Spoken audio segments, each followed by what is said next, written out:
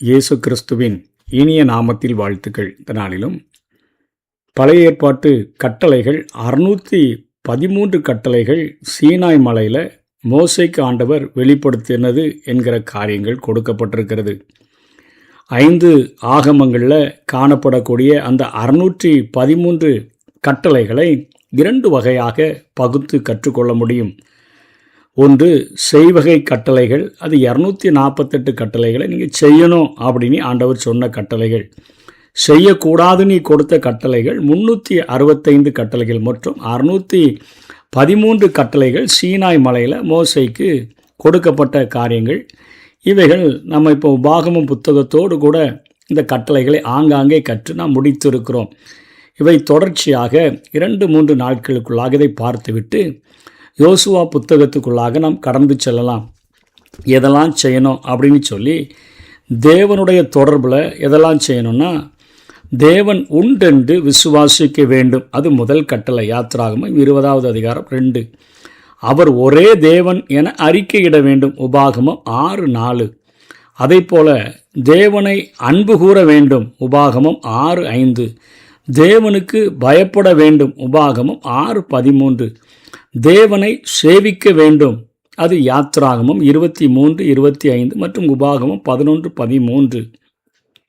தேவனை பற்றி கொள்ள வேண்டும். உபாகமம் 10-20.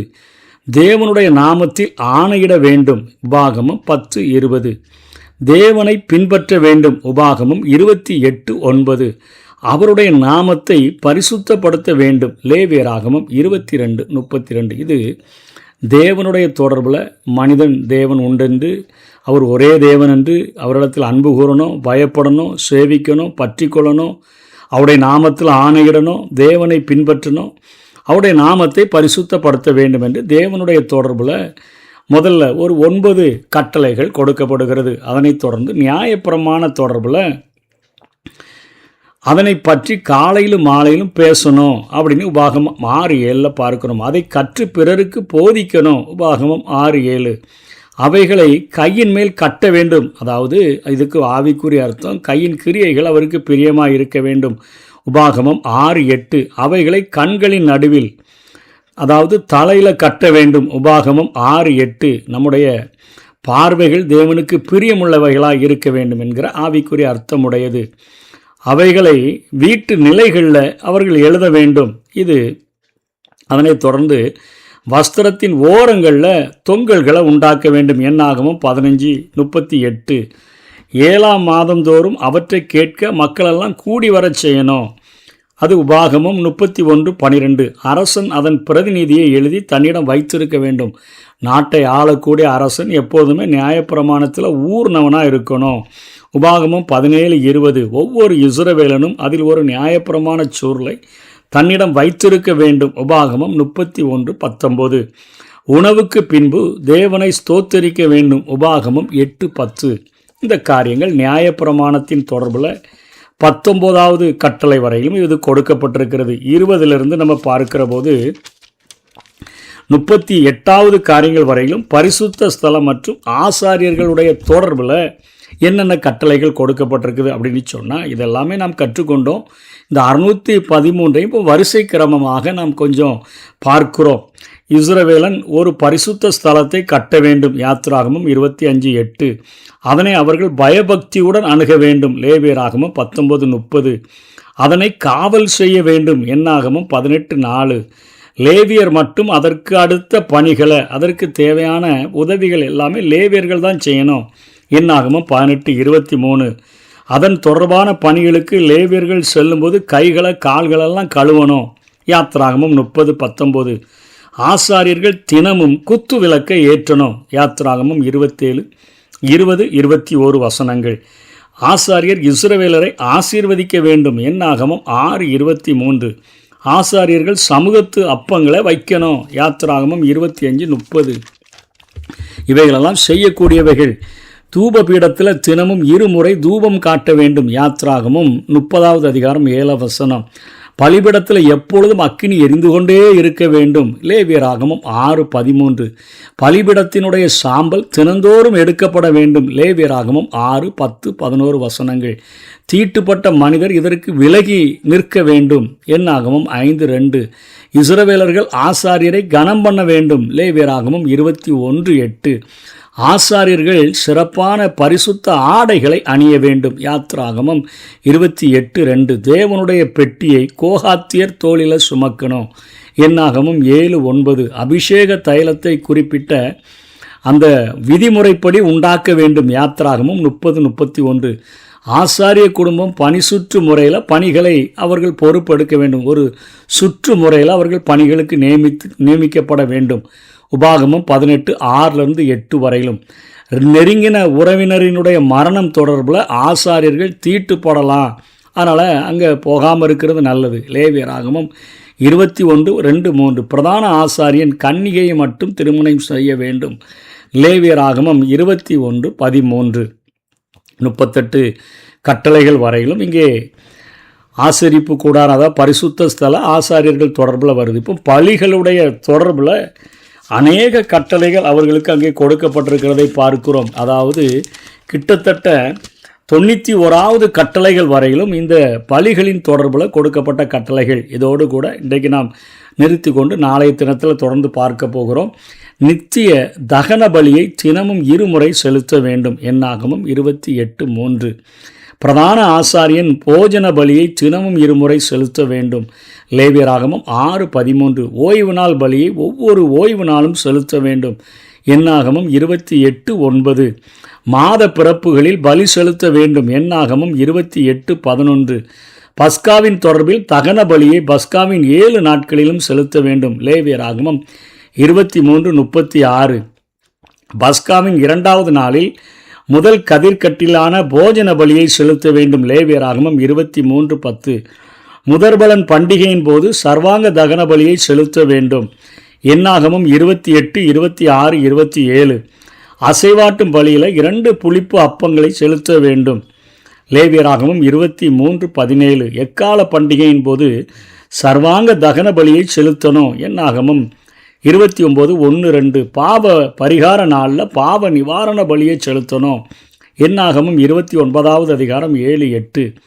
பாவ பரிகார நாளில் தகன பலியை செலுத்தணும். லேவியராகமம் 16:3. கூடார பண்டிகையின் போது தினமும் சர்வாங்க தகன பலிகளை செலுத்தணும். என்னாகமம் 29:13.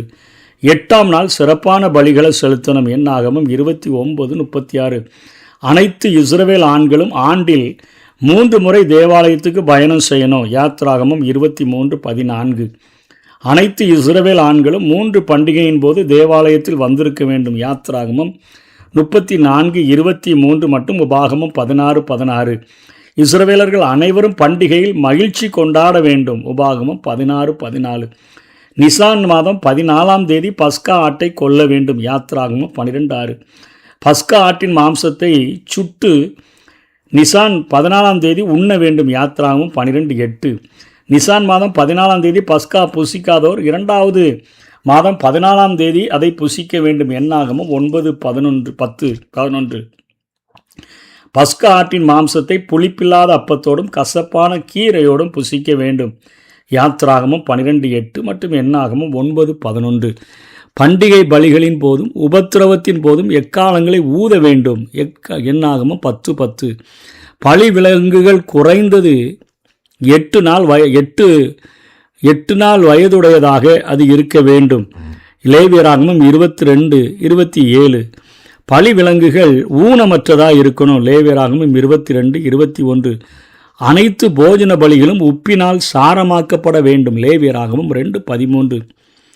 தகன பலி செலுத்தப்பட வேண்டும். லேவியராகமம் 1:2. பாவ நிவாரண பலி செலுத்தப்பட வேண்டும். லேவியராகமம் 6:18. சமாதான பலி செலுத்தப்பட வேண்டும். லேவியராகமம் 3:1. குற்ற நிவாரண பலி செலுத்தப்பட வேண்டும். லேவியராகமம் 7:1. போஜன பலி செலுத்தப்பட வேண்டும். லேவியராகமம் 2:1.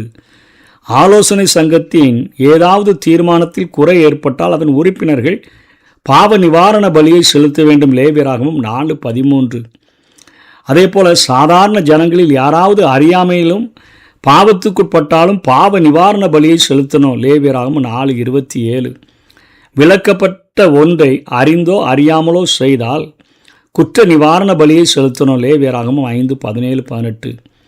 களவு, அடிமை, விபச்சாரம் போன்ற பாவங்களுக்கு குற்ற நிவாரண பலி செலுத்தப்பட வேண்டும். லேவியராகமம் 5:15. பொய்யானை, தீண்டத்தகாதவை, தீண்டியது போன்றவைகளுக்கு பாவ நிவாரண பலி செலுத்தப்பட வேண்டும். லேவியராகமம் 5:1-11 வரை. பாவங்களுக்கு அறிக்கையிட வேண்டும். எண்ணாகமம் 5:6-7. அதே போல விந்து ஒழுக்கு, அதாவது பிரேமியம் உடையவன் பலி செலுத்த வேண்டும். லேவியராகமம் 15:13-15 வரை. மாதவிடாய் விலக்கு நாட்களின் பின் பெண் பலி செலுத்த வேண்டும். லேவியராகமம் 15:28-29. குழந்தை பேற்றுக்கு பின் பெண் பலி செலுத்த வேண்டும். லேவியராகமம் 12:16. குஷ்டரோகி சுத்தமான பின் பலி செலுத்த வேண்டும். லேவியராகமம் 14:10.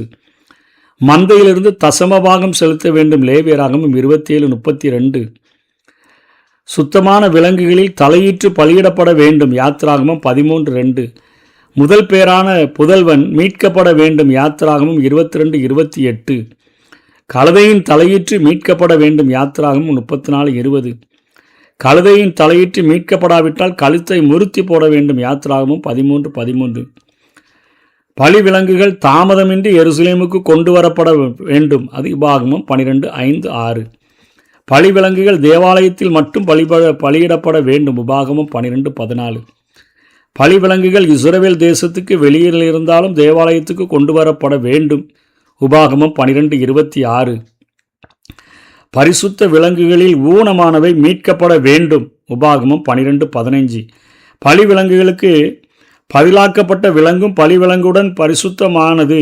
அது லேவியராகமம் 27:33. போஜன பலியின் மீதியானதை ஆசாரியர்கள் புசிக்க வேண்டும். லேவியராகமம் 6:9. பாவ நிவாரண பலி மற்றும் குற்ற நிவாரண பலிகளில் மீதியானவற்றையும் ஆசாரியர்கள் புசிக்க வேண்டும். யாத்திராகமம் 29:33. தீட்டுப்பட்ட பரிசுத்த மாம்சம் சுட்டரிக்கப்பட வேண்டும். லேவியராகமம் 7:19.